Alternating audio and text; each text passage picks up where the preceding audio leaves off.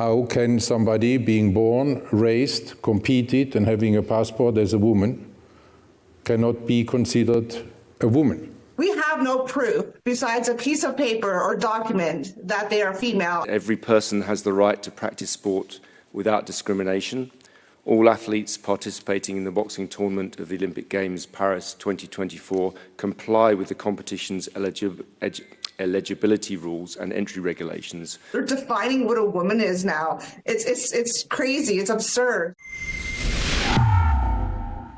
The Olympics is slowly destroying itself with wokeness and gender ideology. But maybe that's exactly what the public needed to realize just how unfair it is to allow genetic men to compete against women. Millions of people around the world were able to see the truth with their own eyes when a genetic male boxer from Algeria, someone carrying XY chromosomes, one punched a woman in the head, forcing the woman to concede the match in under a minute.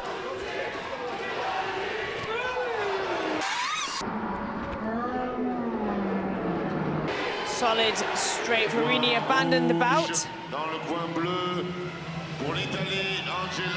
She's fallen to her knees.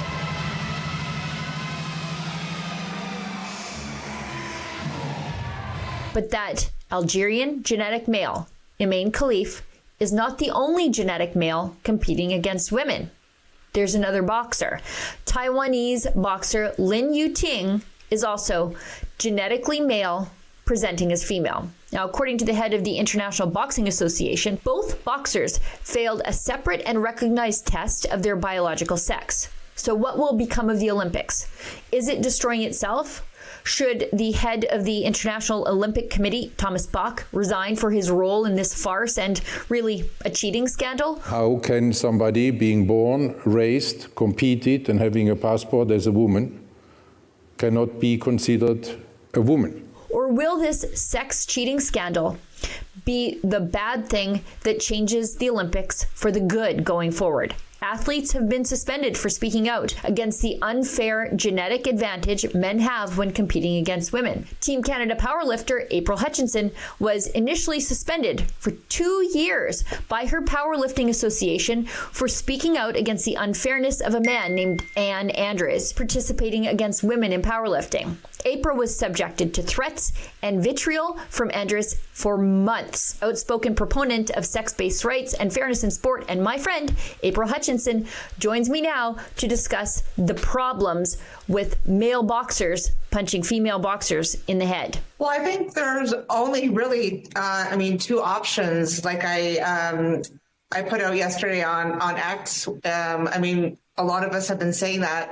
Linda Blade, a lot of the Olympic athletes even have been saying this, is either Thomas Bach, the IOC president, needs to step down, like resign immediately. You know, the policy itself does not protect female athletes because the policy right now states that, you know, if your passport says that you're female, then you can kind of waltz right into the boxing. And so basically, so say David Menzies has a passport that says he's female, he can actually go into the boxing and compete as a female. So there's nothing protecting the female category right now. And also the second option would be to basically disclose the boxers' medical records, which they are hiding, and the boxers themselves will not disclose. As we know, the DNA test did come back that they do have XY chromosomes. They did state that they would sue the International Boxing Association if they did disclose those records to the public. They did have ample chance to disclose or to appeal those records prior to going to the Olympics. They did not do that because, again, their records would become public. And also, the IOC has had chance to give them a cheek swab test or some type of sex verification test to show the world, to show the public that indeed, you know, if they are female, then show us that they are female. But they have not done that. So basically, we have no proof besides a piece of paper or document that they are female. And we all know that it's very easy to fudge a document. I mean, I could probably go out tomorrow and get a document that says that I'm male. I think for observers, if you watched the opening ceremonies, which was like an amalgam of a black mass and a pride parade, I think we expected this. I don't think the IOC expected the backlash they're getting from the public. It's really, there's so many questions. You know, I was talking to Marshy Smith from Icons yesterday, and, you know, I mean, this has been consuming everyone. I mean, whether you're into the Olympics or not, everyone's talking about this subject.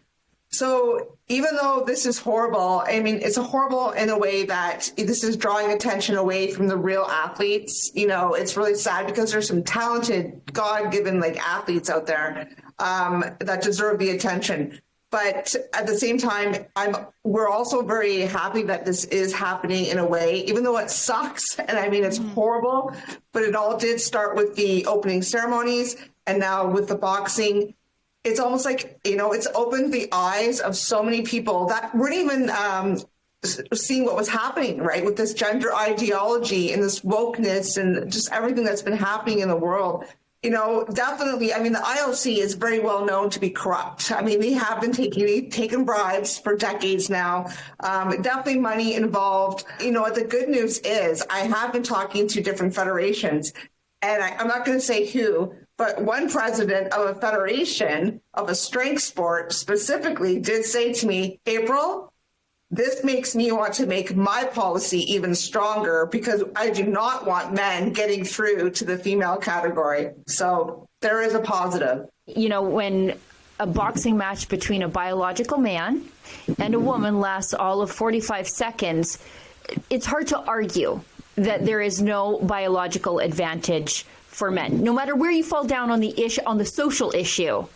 I don't think you can get around the biology, and the world saw it. So there, I think, like you say, there is a silver lining in all of this, but the buck has to stop somewhere. Somebody has to be responsible for this. So who is it? I mean, again, I say this all the time. It's the policymakers. I mean, first of all, it starts with the men going into the women's sports, okay? So that there lies the problem. The men need to stay out of the women's sports, okay? You got the men need to go into the men's category. And then it's obviously the policymakers. You have these boards, like here we have the IOC board, which is predominantly made of men. Like, and these men are making the decisions on women's fate. Like, who dare they to decide, oh, that women are just boiled down to a piece of paper and a passport? Like, they're actually telling us they're defining what a woman is now. It's crazy. It's absurd. So, I mean, no, it's the men going into the sports, first of all, and it's the policies, the federations, and it comes down to the governments, right?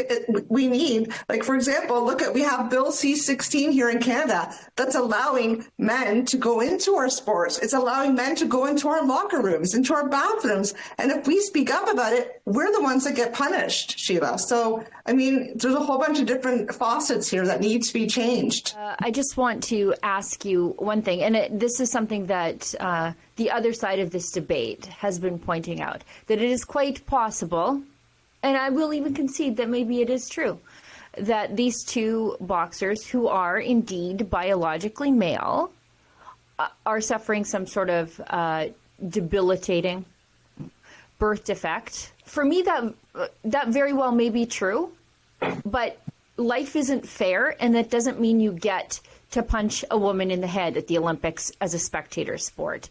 I'm very sorry if they were born with a birth defect, but that's not the problem of the women that they're competing against. Yeah, there has been talk about, so there was talk about having the 46XY DSD. So that's a rare, very, very rare chromosomal disorder, much like, I mean, there was talk about the same disorder that Caster Semenya had. Now, again, Caster Semenya was found out because Caster appealed his medical records, and that's when they became public. And then we found out that Caster did have XY chromosomes. So the thing is, at the end of the day, a male can be born with like what would look like a vagina, or vice versa. There are birth defects, but at the end of the day, they were born with a Y karyotype or Y chromosome, which means any sporting federation, if you have an athlete that has a Y chromosome, that needs to be investigated, and that athlete should not be in the female category. That's when it stops right there, and that's when you start saying, hey, what's going on here?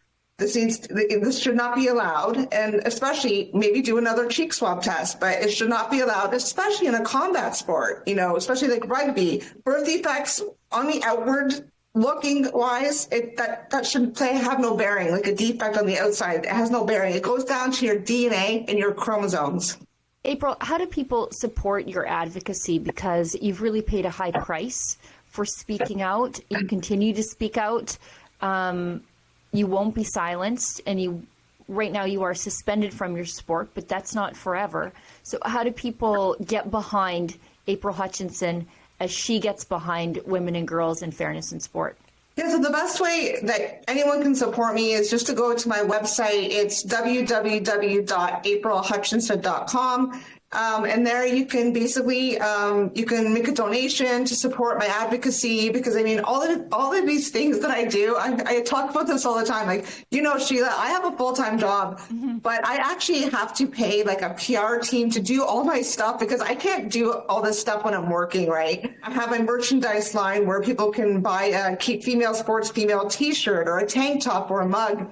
That's kind of like the best way, because that way you can spread the message, and it's a very positive message. I've never had any negative responses, but all these little things I do, it costs me money, whether it's traveling out to British Columbia to work with the Conservative Party, going to Rebel Live events, all these little things cost money. So, I'm doing it on my own dime, but I'm not here to make money. I just want to better female sports, keep it fair, keep it safe for little girls especially. To show your support for April Hutchinson, who has paid dearly such a high personal and professional cost for her stand for fairness for women and girls in sports, please visit standwithapril.com.